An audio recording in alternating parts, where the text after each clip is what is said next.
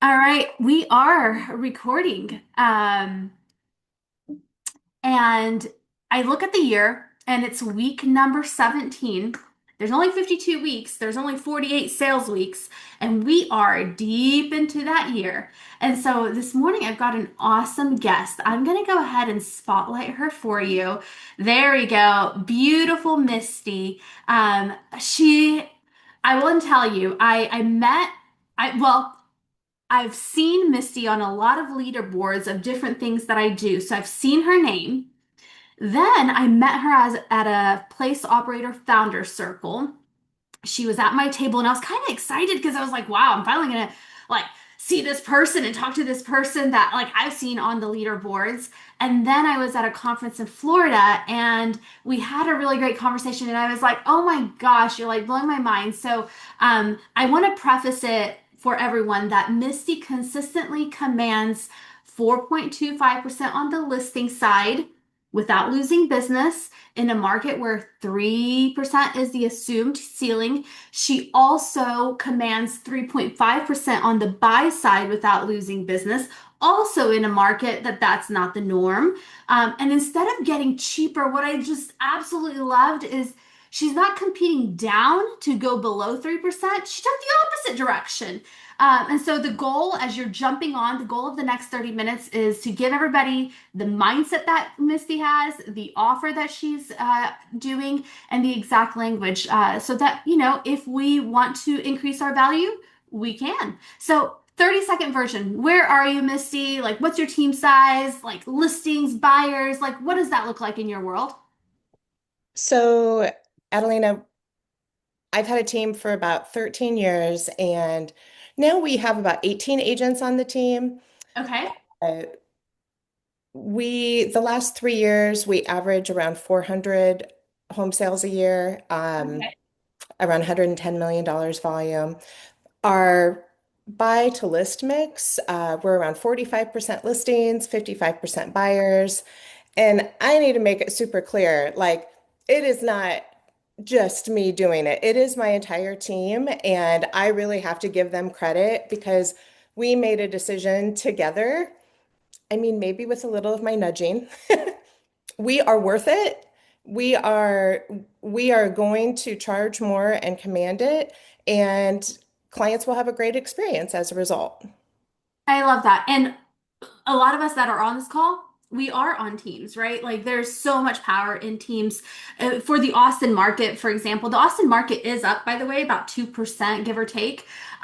Most of our teams are up above that. So I love the team concept, obviously. And you guys, if I had to guess, your average is what, 350, and then you sell homes up to like, 300,000. okay, 300,000 is our average. and We're you sell right homes up to like 2 million, right? if we're lucky. One and Yeah. one and a half to two is going to be really very unusual in Like our your market. Yeah. market. hmm The top of the market. Okay. hmm What's your average list side commission right now? And how long have you been in that above 3%? So I think the interesting thing is, even prior to the realtor lawsuit, we were doing what used to be called an inverse split, that whatever our agreement was with the seller, generally what we were offering as cooperative compensation was less than what we were getting. So really, the 4.25% has been part of our program for many years. And it does, like, different market conditions and different things that are happening, it does have an effect on uh, what is marketable at different times. Mm-hmm. But 7% had been on our standard programs for quite some time. So when the realtor lawsuit happened and the settlement, and we needed to update our forms, changing it to 4.25, that wasn't difficult. But it became, just that much easier for our agents to be able to articulate the value and talk about us separate from that cooperative commission, which really doesn't matter until you have an offer. Okay, so pre the lawsuit, you guys would write a listing for like 7%, and Mhm. I imagine list side was how much? Like 4? 4.25. 4.25. Okay. And then the rest went to the buyer broker. Then the lawsuit happened, and Right. now you don't even deal with like if you go to a listing appointment, you're not talking about that at all. You're No, talking about. so we talk about, I mean, we do an estimate of proceeds. Here's what we see. Here's what might be anticipated, but really it doesn't matter until you get an offer and we negotiate accordingly. And we negotiate accordingly. And And so it so, just takes that out of the equation. What happened a lot when we felt pressure to discount or be competitive when it was a 7% listing, it's a full percent, 6%. And then it's, oh, well, we don't want to change what we're offering to the buyer, so it all comes off of our side. Now it doesn't matter. It's the best thing that could have happened to us as listing agents. But it is really important to combine that with articulating the value and helping them understand it doesn't matter what you're charged, it matters what your net proceeds are at the end. okay, and is this the norm in your market? Just so that I understand. No, Okay, absolutely not. okay, absolutely. Okay, got it. And then on the buy side, you're at around what, 3.5%? Right. Okay. Is that the norm in your market? It's not. Okay. And that was something that was a big mindset shift for our team. That one was even harder, I think, than the listing one because we didn't change what we were asking for on the list side. It just was packaged differently. On the buy side, it was really, and I think we all have gone through that. I mean, it's just this whole thing of what's normal, what's not normal, what's someone going to be agreeable to or offended by or anything like that. And I think it was in August of last year, I was seeing that we were just having a hard time getting what we had talked about was our goal of 3.5%. And we did a full mindset shift because we talked about, okay, like I have this amazing team. We've got a lot of very tenured agents. They are so experienced. They work so hard. We've got a great team behind them. And I'm like, why are we charging the same as someone who just got their license, who doesn't have any support, who doesn't have that experience to fall back on? We are worth it. And so it was a mindset thing first. But it's also, how do you explain it to your buyers so that I think a lot of times when we were struggling with it, it was having conversations like, you might need to pay me at closing. Well, what do you mean? I wasn't anticipating that, that sort of thing. So, what we did was we created a buyer's experience guide and we just this simple verbiage change of saying the way you are paid or the way we are paid is through the closing costs. I'm sorry, the seller, your closing costs, or a combination of the two. So when we're negotiating, we're going to factor both of those in mind so that you know what your bottom dollar is when you go to the closing table to purchase. Got it. So then, I guess on the listing side, when was that change? When was that mindset shift? Like, is this something that did you decide, I just want to make more money? Did you decide, like, where did it come from? I think because our approach as a team with listings for a long time has been we don't rush homes to market. Our goal is to preparation is where you win as a seller in getting more money and having a less stressful transaction. So for many, many years, we've done a certified pre-owned home program where they do a pre-inspection. We upfront plan like, okay, here's things we're going to address, here's things we're going to wait until a buyer asks. It gives us a negotiating tool. Buyers are welcome to do their own inspection, but anything that we've already revealed in our inspection is considered settled. And if there's something new that comes up, we're happy to negotiate that. Mm. It doesn't happen. So, we also do a staging consultation. We just put a lot of effort into On making the sure front end. on the front end. And we also, oh gosh, a little over a year ago, we started doing a Zillow showcase on every listing as well. Just what are the things that we can do to bring value? Zillow showcases actually bring us a lot of leads and all of that too. Hmm. But our goal is to bring you value so that you maximize your price. And I think they see we're doing things differently than other agents that they've talked to or experienced. And so they really don't have the same concerns or pushback that when it was all combined and Hmm. it was focused on some of your cost is the cooperative buyer. It's still part of it for sure, but we more focus on you don't have any costs until we actually get an offer. So let's get that offer and find out what the bottom line is, and then we'll decide what works for you. I love that. I see questions and hands. I am going to take those right at 9, just so that we can keep the flow going. And if those questions are answered, awesome. If not, like Misty's hanging around. I love that. The first time you asked for like a higher commission on the listing side, did that go perfectly? Does it always go perfectly? Oh, Um, no. what happens? Like, because we might get off this call and we might be so excited, and then we try something and it just flops, and then we're like, oh yeah, that didn't work. Yeah, it didn't work. What's your experience with it? I mean, it's so much just about your confidence and mindset when you're presenting it. I mean, there's several of my team members on this call that, it was the same thing for them.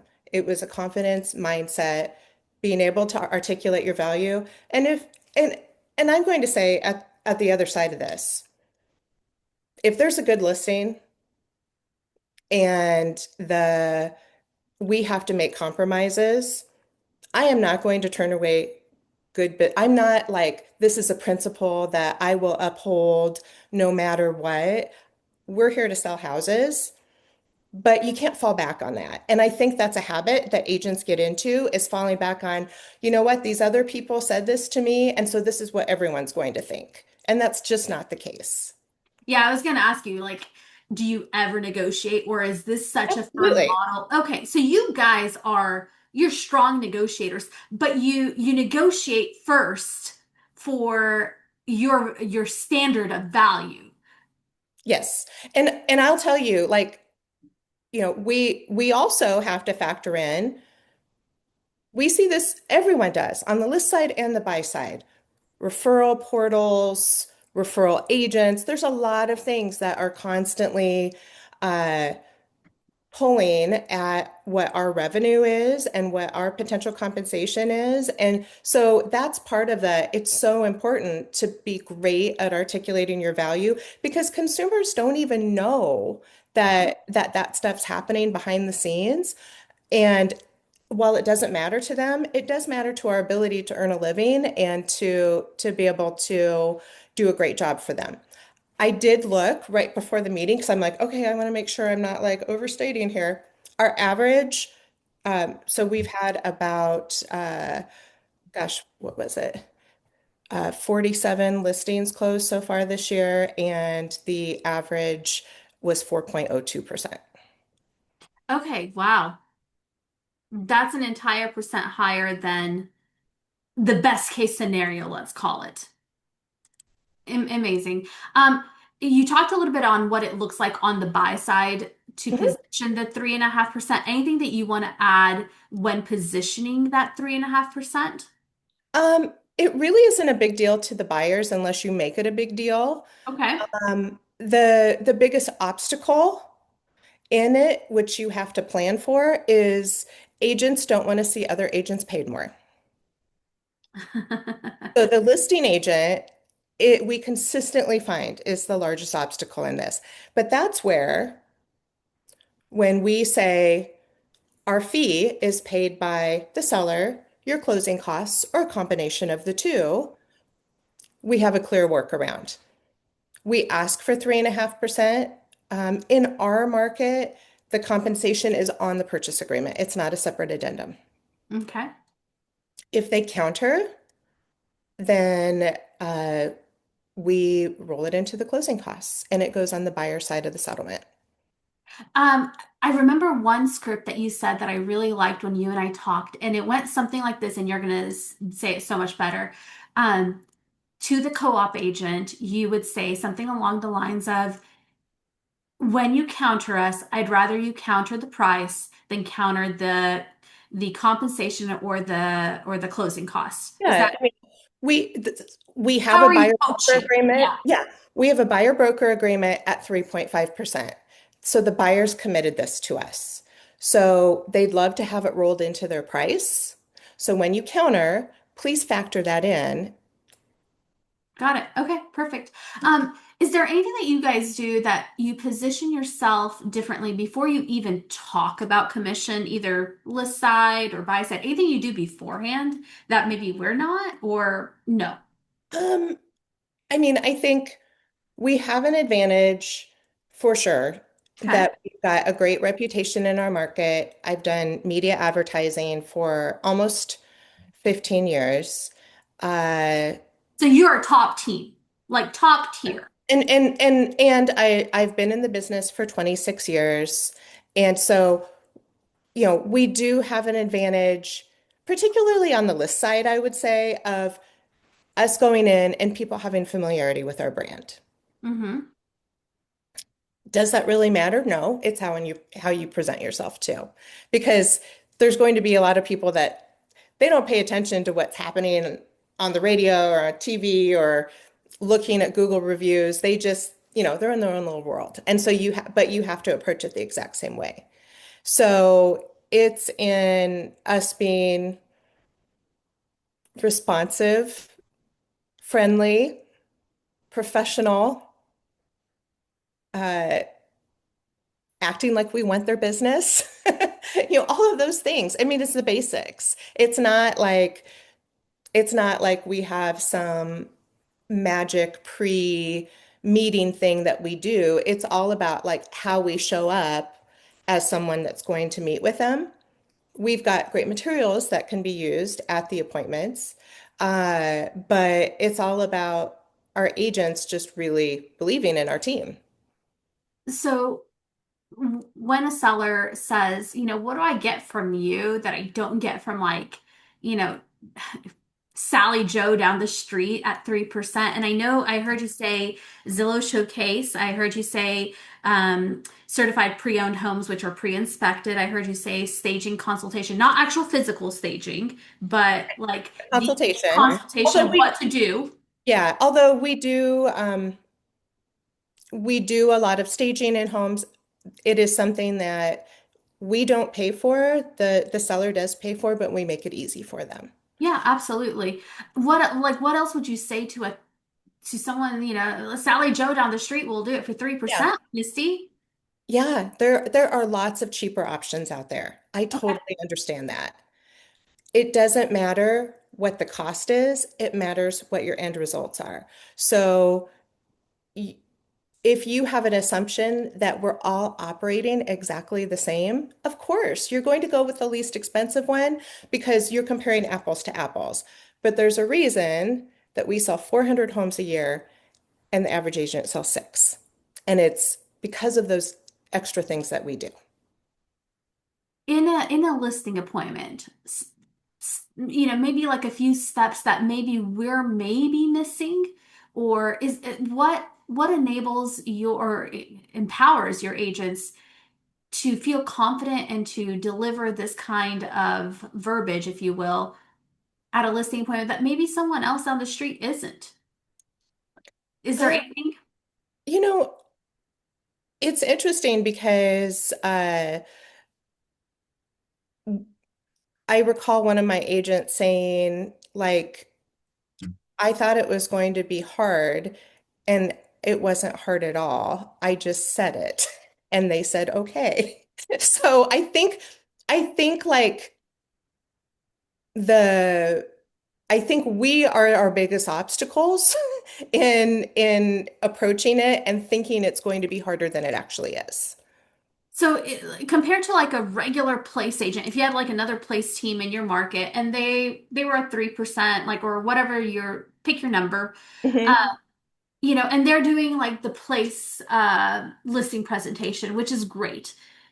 Are there other things you're adding to this that Yeah. maybe like, okay, here's a couple things you guys could do. What does that look like? I mean, I think that the biggest mistake a lot of agents make is they don't think about all the things that they're actually doing, and they Okay. forget to really share it with the seller during that process.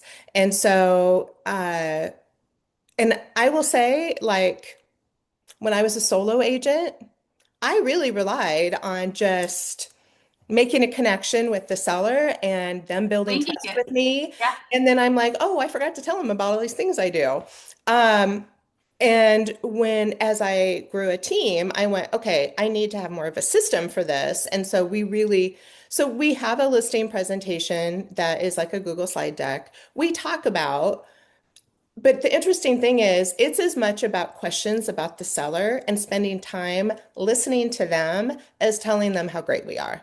Because it's that is what I think builds more value than anything. Them thinking you care about knowing the ins and outs of what they're worried about, what their experience is in being in real estate, and just where mentally they are with everything. And then you say, okay, here's some information about our team. Here's the things we do. Here's the different programs we have and why we have them this way, why we've designed it this way, what we do that is more work up front, but what the design is in helping you get more money at the end. It's kind of walking them through that journey and helping them just see this isn't the typical agent. This is an agent and a team who has more to offer to me. So you're walking them through like a marketing plan, your past results and track record. Uh, Yeah. But we do not focus a ton on, oh, we sold this many homes, we did this, we did that. We have a little bit of it. okay. We want people to, because I don't think you gain their trust by telling them how great you are. You gain their trust by saying, here's the solutions I'm offering to you. Here's why I'm approaching things differently for your benefit. And I want to know that I can meet your needs. I love that. In verbiage, how do you translate that extra 1.25%? Like on a net sheet. You said, it doesn't matter what it costs, it matters what you net. Anything else that you would say to a seller if they get hung up on it? Do you Yeah. ever get hung up? Maybe they don't. Maybe this is like all No, no, I mean, yes, there are sellers that get hung up on it. There's sellers that have their preconceived notions that you have to overcome it. Um, but at the same time, there's just a lot of heavy lifting that's done by being different and also saying, okay, help me understand a little more about what your financial goals are. Uh, and then also, you know, when we have someone that it is a great listing, we have to negotiate in order to make it work because they are like, I absolutely will not work with you at this price. One thing that we really love to do is say, you know what? What if we did a stair-step approach? So if we get this price that we've talked about that meets your financial goals, we're at 4.25%. And if we need to shift expectations because of market feedback, then we'll stagger down, not upfront across the board, but based on what the pricing is. okay. I love that. And I think I'm hearing you and I love everything you're saying.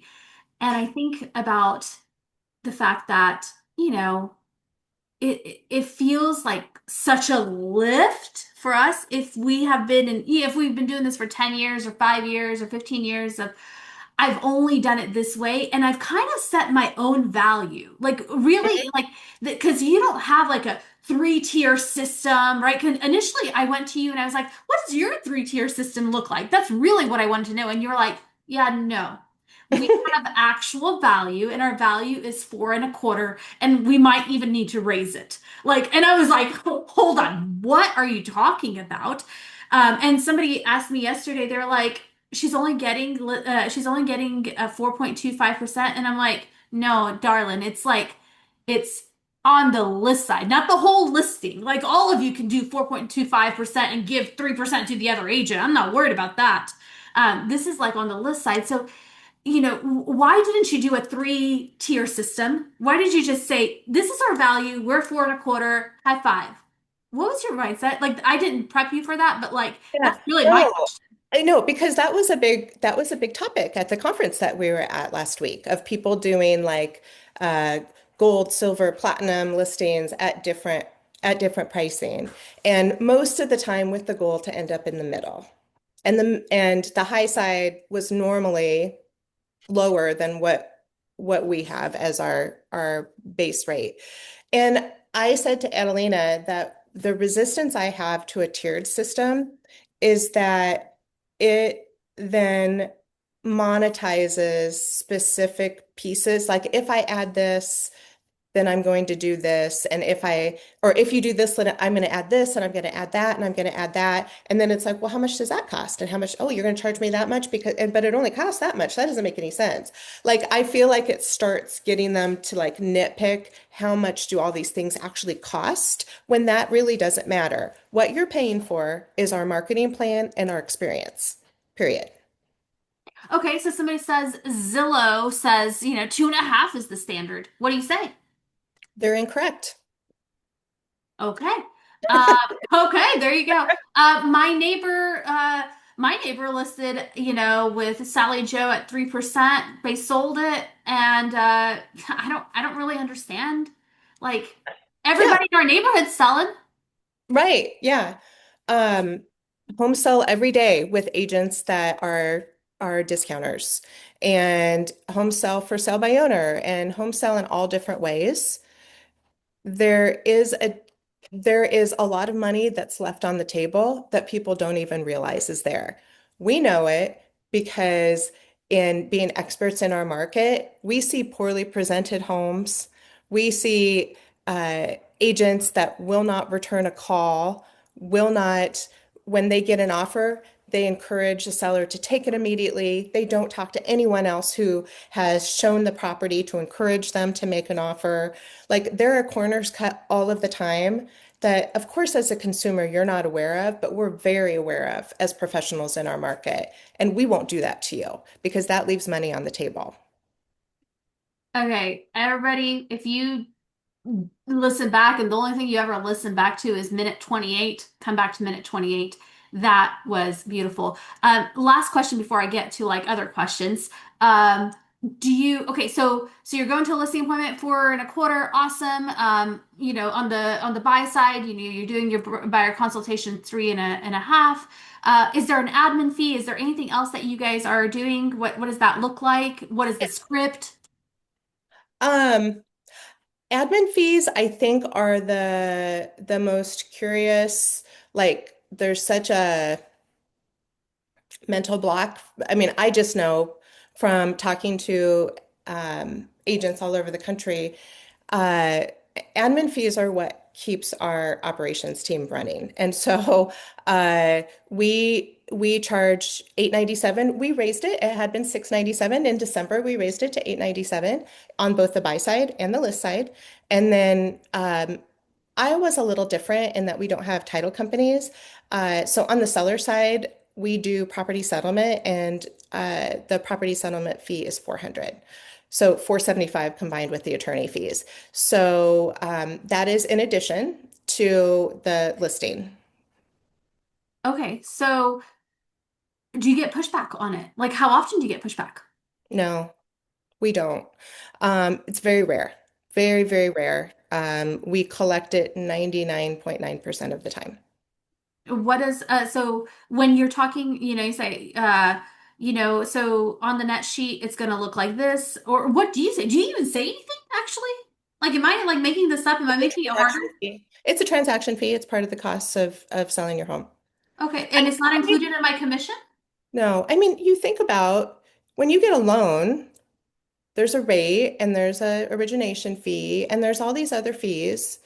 And I don't think like um, they get a lot of pushback. Like it's anticipated. Like everything we do, there's additional costs that are part of it.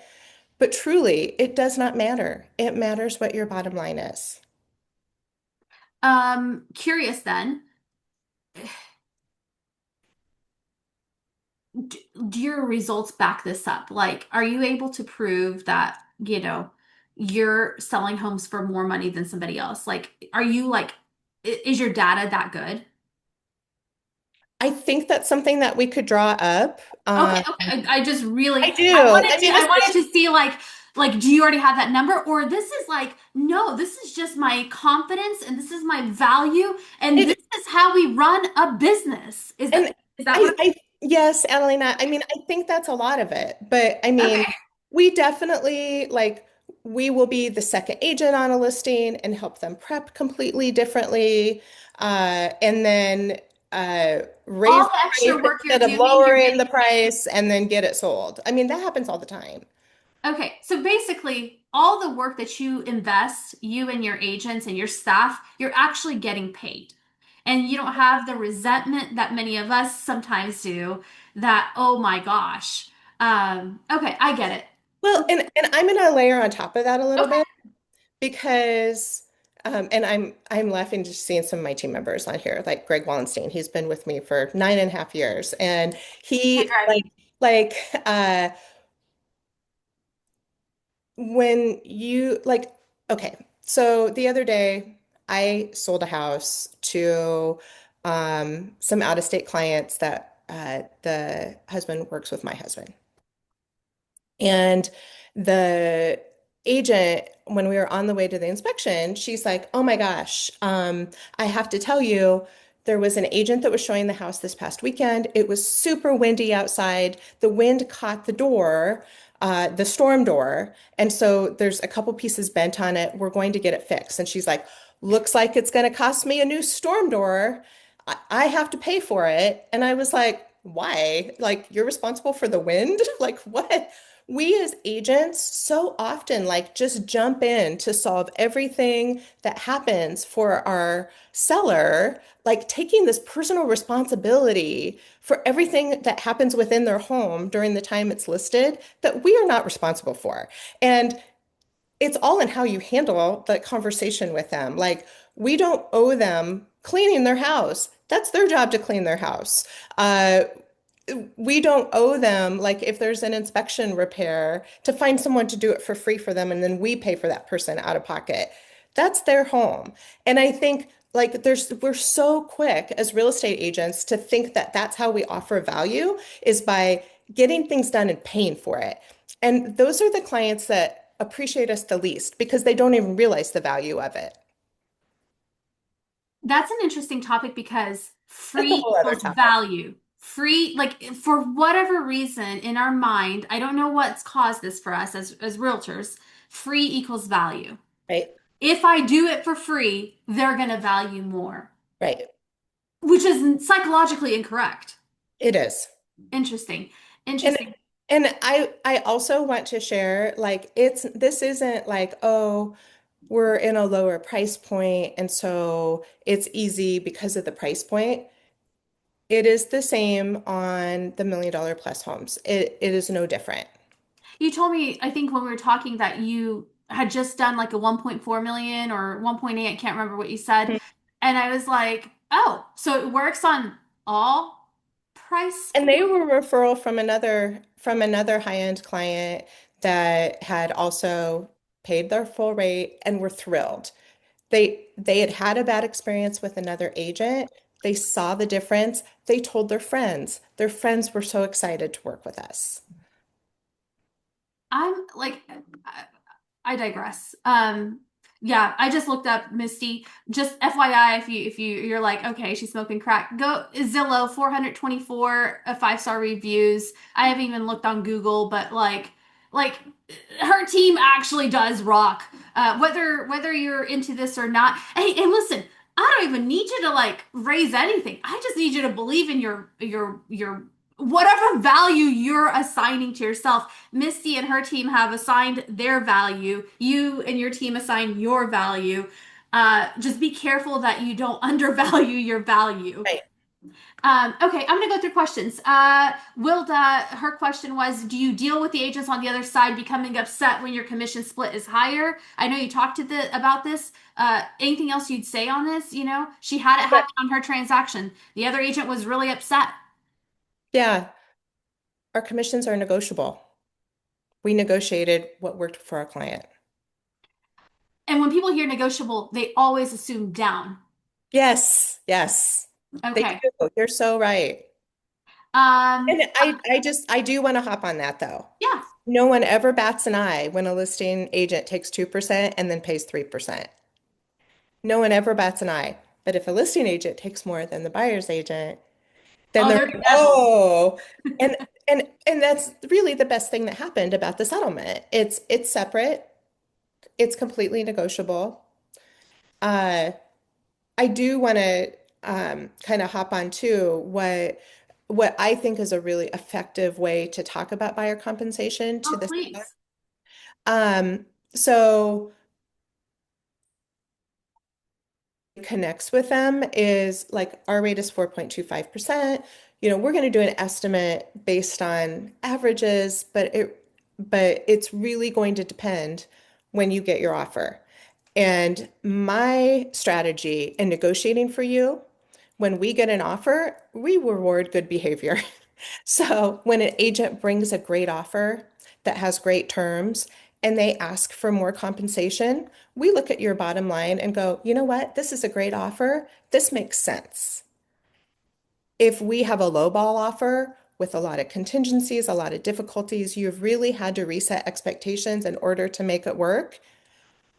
We offer compensation that's according to that.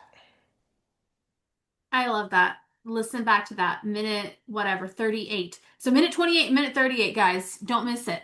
Um, any client-facing marketing pieces that like really get people going? Um,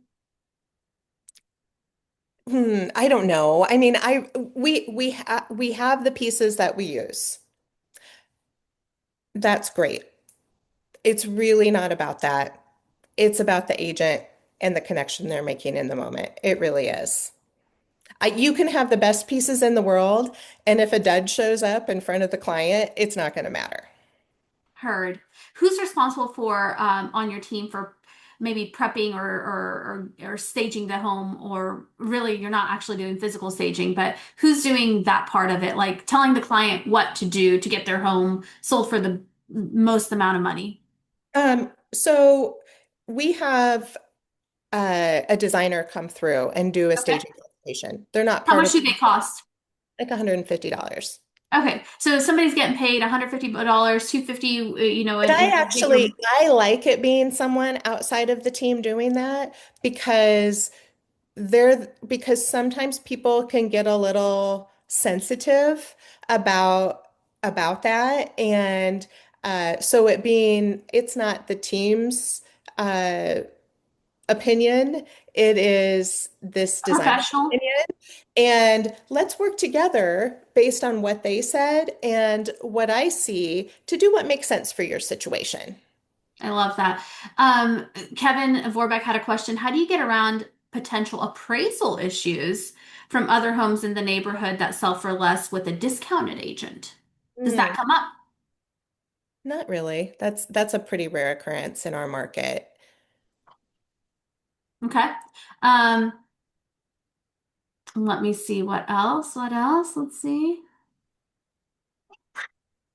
Jen asked, what are they doing to drive the listing opportunities? I'm trying to understand the question, Jen.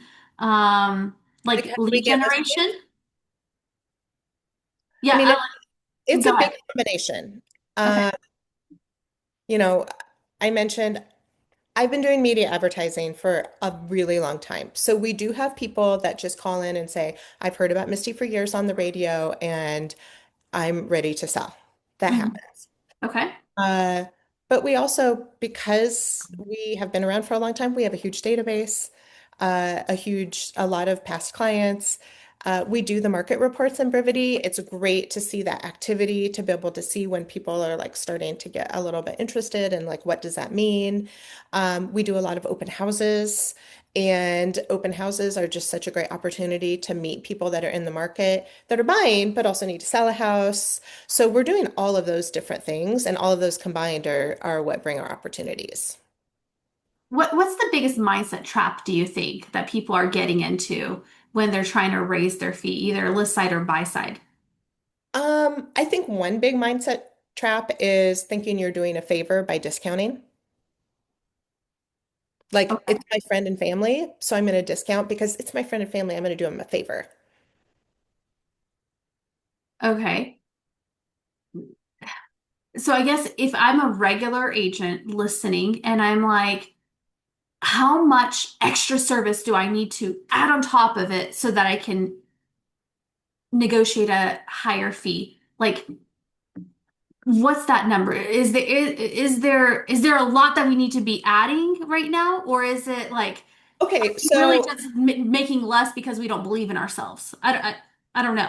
I mean, okay, so I think that on the list side, it really is important to care about the presentation, to be able to show them the difference in presentation of what you do, like what it's going to look like online and what that means. Um, I mean, we heard the stat, and it's in Zillow's deck, and I didn't even realize it existed, and we need to incorporate it in that Zillow Showcase homes sell for 2% more nationwide than other homes. Wow, that's a big one. We also put a lot of focus in. The most painful part of the process for a seller is not finding a buyer. It's what happens during the home inspection Mm. when there's surprises that happen. And so our job is to mitigate that up front so that you're in control of what the narrative is on your home, not some random buyer's random inspector that they brought through the house. Guys, that's a great script, minute 43. Um, how much, like, do you pay for it? Does the client pay for that pre-inspection? And The how client much pays does it for it run? at closing. A client pay, so you pay for it up front and they pay, no, No, okay, we've negotiated with our inspection vendors that, and so the client can pay it up front and get a little bit of a discount, but most of the time they choose to pay for it at closing. okay, I love that. Last question from agents. In a world where buyers have a lot of expenses when purchasing, do you get pushback or lose clients when the buyer can go to another agent for the regular 3% or lower? Right. Um, I'm sure it happens. I'm sure it has happened. But it's not just about it. It really doesn't matter what you're charging. Uh, it matters how you're showing up for the buyer. And they see that right away in how helpful you are in the expertise and knowledge you show them during the process. We also, and maybe, I think this is a really good way to build confidence in yourself and your value. Um, on the buy side, we offer a love it or leave it guarantee that if you're not happy with your home, you need to sell it within the first year that you're there. We will sell it for no listing side commission. And so we talk a lot about like this is an insurance policy. That's part of the process of working with us. We do also have a moving truck. We've had it for years. So we have a lot of nice little extras that set us apart, but ultimately it's showing up and doing a great job. I love that. Where can people find you? Like phone, email, or social media? What do you prefer? Like, how can people keep up with you and your team? Well, our Facebook page is Misty Sold Team. My personal one is Misty Sold, and my email is misty@mistysold.com. I love that. It all ties together. Last piece of advice that we want to wrap up with at 9:15. Uh, we work so hard in this business. It is not an easy business. It's very rewarding, and yet it is not easy.